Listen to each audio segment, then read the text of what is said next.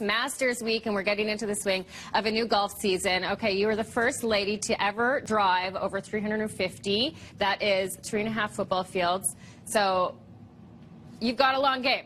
That's my strength, Jill. So, okay. you know, exactly. So, and a lot of golfers are looking for distance. Yes. And people always say, you know, when they ask me, they find out I'm a long driver, the first thing they do is they grab my arms and they're like, hey, Lisa, look, oh, 2 tickets to the gun show. Right. It has nothing to do with arm strength. To get more distance, it actually has to do with your core and your legs and making a good turn. Okay, so you're going to show us some tips on how to improve our distance, so how to improve our long game. And for that, I'm going to stand back, because that's a very long driver that you have right there. It is. It's a standard gentleman's driver. 45 inches. Mine is 48, which is the longest allowed by the USGA and RNA. The longer your shaft, the more club head speed you'll generate, but the harder to hit straight. Okay, so you're preferring this driver right now? For me, yes.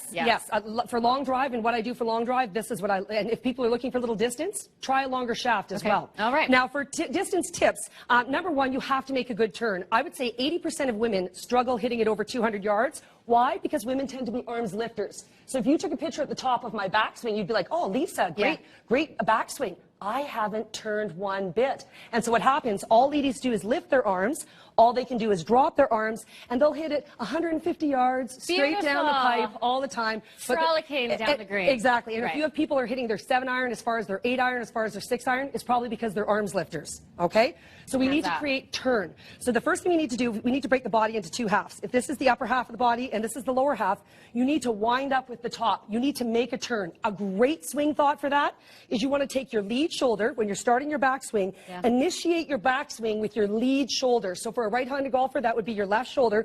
That forces you to make a good turn. You can also think turn your chest behind you or turn your back to the target. Anything that makes you turn. Yes. Now, I find guys are pretty good at that, but where guys suffer is they'll make a good turn, so this creates coil and torque. However, when they really want to kill it, they start with that back shoulder. And by the time they get to impact, all that coil and torque is gone. So it's really important to wind up from the top, but unwind from the bottom. So that's turn the lead hip, turn the lead pocket, turn the belt buckle, turn the guts, whatever it is that makes it turn. Now, not a slide, that's a power leak. It's got to be a turn. So a great swing thought, Jill, is turn your shirt in your backswing, turn your pants in your downswing. Look at that. There's a lot going on there. Whew, I know. So that's my simple swing thought. Turn your shirt in your backswing, turn your pants in your downswing. Okay, and you can practice that before you actually... Absolutely, in your practice swing. Absolutely. Okay. Follow through, also important. Jill, you nailed it.